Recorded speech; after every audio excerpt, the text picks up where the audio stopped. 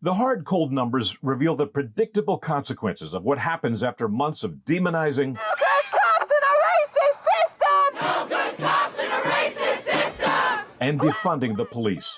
They are called the thin blue line, the line that protects civil society from chaos. In the past year, that line has been badly frayed. New York City, hate crimes up 116%. Austin, Texas, pickpocketing up 117%.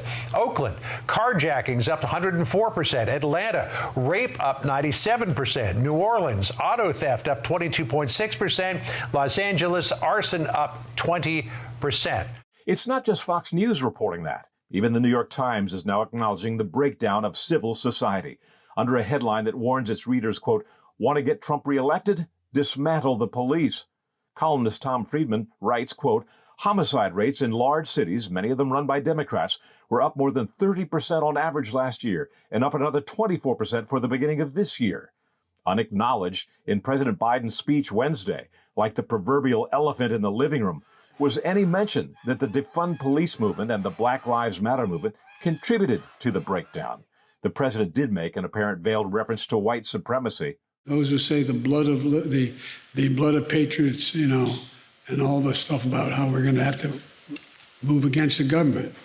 Well, the tree of liberty is not water with the blood of patriots. When you think you need to have weapons to take on the government, you need F-15s and maybe some nuclear weapons. Tell that to the Taliban, poised now to retake Afghanistan after holding the mighty U.S. military at bay for 20 years with simple guns, RPGs, and improvised explosives. To the extent that white supremacy plays a part in the breakdown of American cities, Portland is a good example. So you notice the demographic makeup. Portland has had a year now of riots, more than 1,000 arrestees, and you can actually get data off of that, off of those people who have been booked last year and this year, and unsurprisingly, the majority of them are white. The president has to walk a fine line. His constituents have an entirely different worldview. Witness Portland's official take on its lawlessness. This week, the city bought a full-page ad in the Seattle Times. It was a poem promoting its tourism industry. Quote, "We're a place of dualities that are never polarities, two sides to the same coin that keeps landing right on its edge. Anything can happen. We like it this way. We have some of the loudest voices on the West Coast, and yes, passion pushes the volume all the way up. We've always been like this. We wouldn't have it any other way. Come see for yourself. Love." We need a medic! It goes further. Some of the president's allies suggest the police themselves are causing the rise in crime.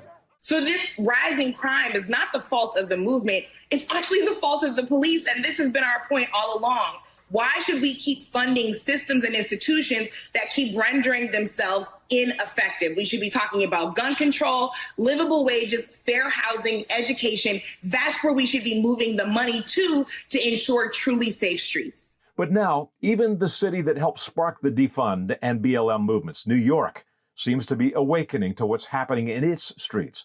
The mayoral contest appears to be coming down to a race between Democrat Eric Adams and Republican Curtis Sliwa. As journalist Glenn Greenwald tweets, assuming Adams' lead holds, New Yorkers will choose between two public figures as mayor whose careers are shaped almost entirely by a pro-police, anti-crime agenda. One thing is assured by President Biden's emphasis in Wednesday's speech on gun control. Traditionally, when Democratic presidents push for such action, gun and ammunition sales absolutely skyrocket. To that point, this week, Smith & Wesson announced that its sales for a 12-month period shattered the $1 billion with a B dollar barrier for the first time in history.